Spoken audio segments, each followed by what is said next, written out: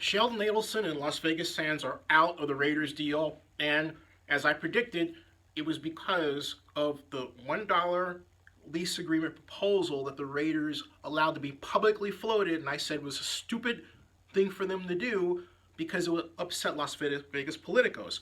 Well, not only did it upset Las Vegas politicians, it upset Las Vegas Sands Chief Executive Officer Sheldon Adelson, the person most responsible other than University of Nevada, Las Vegas President Lynn Jessup, for Mark Davis presenting the case for the Raiders to come to Oakland, to Las Vegas in the first place. Let me read you this statement that was released by Sheldon Adelson moments ago. The Oakland Raiders came before the Las Vegas Stadium Authority last week with a proposed lease agreement that has sent shockwaves through our community. It was certainly shocking to the Adelson family. We were not only excluded from the proposed agreement, we weren't even aware of its existence. In addition to being discouraged by the surprise submission, I was deeply disappointed for the disregard the Raiders showed our community partners, particularly UNLV, through the proposed agreement. It's clear the Raiders have decided their path for moving to Las Vegas does not include the Adelson family. So regrettably, we will no longer be involved in any facet of the stadium discussion. While this is not the result my family was hoping for, I'm very appreciative of the countless people who have given considerable time and energy to this process. Especially so many of our elected officials who have made this a top priority for Southern Nevada.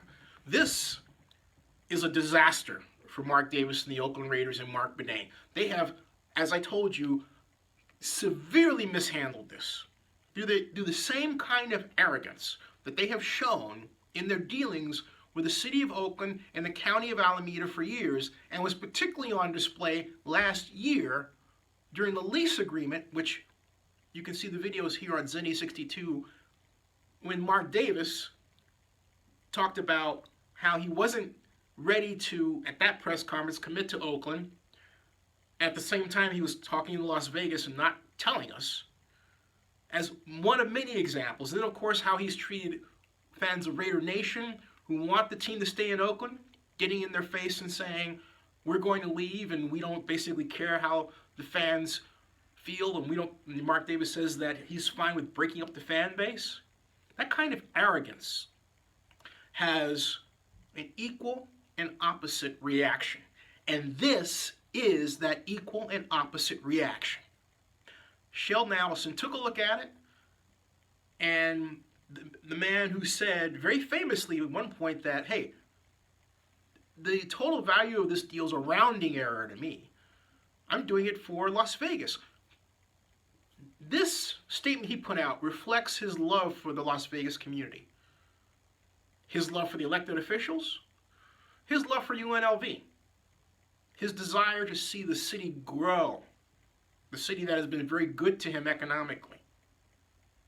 So at the end of the day, Sheldon Adelson had to look where his heart was. And it wasn't in siding with an organization that would seek to upset a place that it claimed it wanted to call home. The Oakland Raiders and Mark Davis with respect to Las Vegas. I cannot see the Raider deal surviving beyond this. I don't care what Mark Davis says in terms of getting Goldman to finance something. What Sheldon Adelson has done is he has killed the Raiders' ability to activate the Las Vegas political system to help them. You understand what I'm saying? He killed it because he created it. Sheldon Adelson put in $650,000 into the Las Vegas legislature, either people who are running or people who are there. Mr. Adelson put money into the advance of the proposals for the Raiders deal.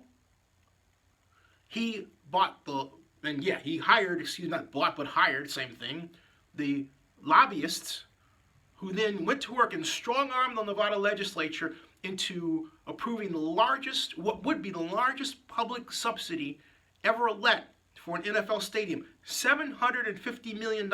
And at a time when Las Vegas and Nevada had and have severe funding needs, particularly in the areas of infrastructure and healthcare and job training, to name some. Now, where do the Raiders go from here? Well, this is a shock. This is an earthquake shock wave of massive proportions. Stay tuned for more on this. I'm not done, because in my next video, I'm going to say to you that the Fortress is on the clock, Fortress Investments. They've got to deliver. They can't act arrogant. They can't make mistakes. This is their time to shine right now.